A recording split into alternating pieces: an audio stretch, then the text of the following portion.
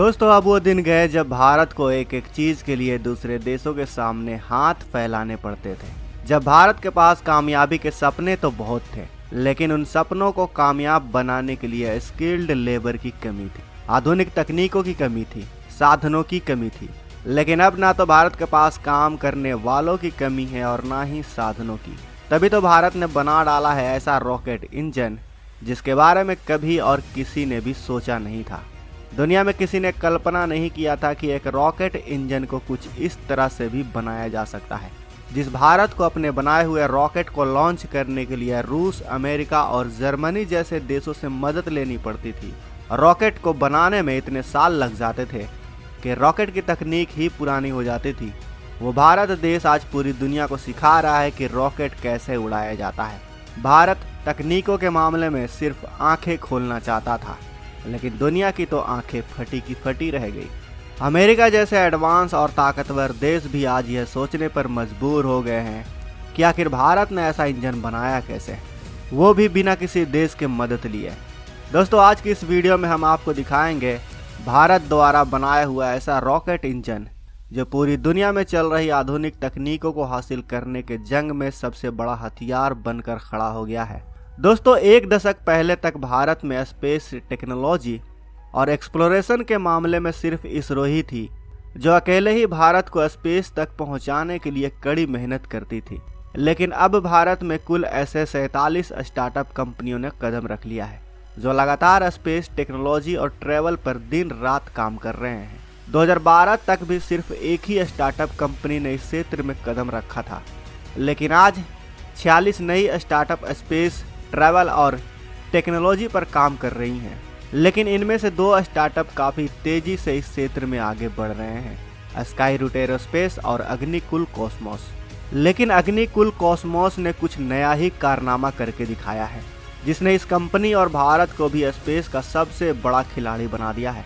इन्होंने दुनिया का सबसे पहला सेमी क्रायोजेनिक रॉकेट इंजन बनाया है जो पूरी तरह से 3D प्रिंटिंग टेक्नोलॉजी पर तैयार किया गया है।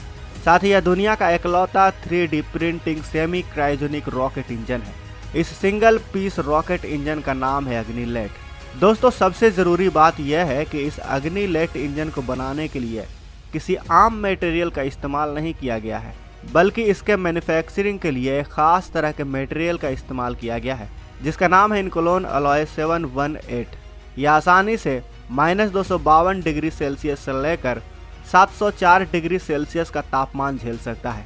वहीं इस इंजन का परीक्षण विक्रम साराभाई स्पेस सेंटर के वर्टिकल टेस्ट फैसिलिटी तिरुवनंतपुरम से की गई है, जहां इस इंजन को 15 सेकंड तक हॉट रन करके देखा गया।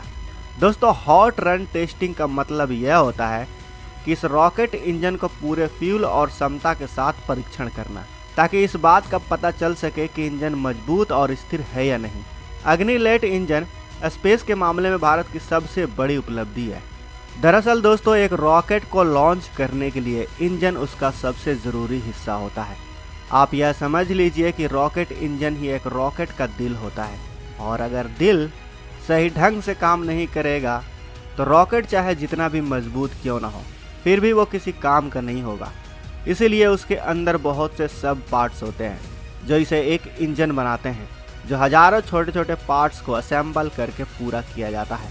और इन्हीं छोटे छोटे पार्ट्स को बनाने में काफ़ी समय लग जाता है, और जब इन्हें रॉकेट में फिट किया जाता है तब भी इसके 100 से ज़्यादा हिस्सों को अलग करके फिट किया जाता है, जैसे कि इग्नाइटर, फ्यूल को इंजेक्ट करने के लिए इंजेक्टर, इंजन को ठंडा करने के लिए कूलिंग चैनल और भी जाने क्या क्या।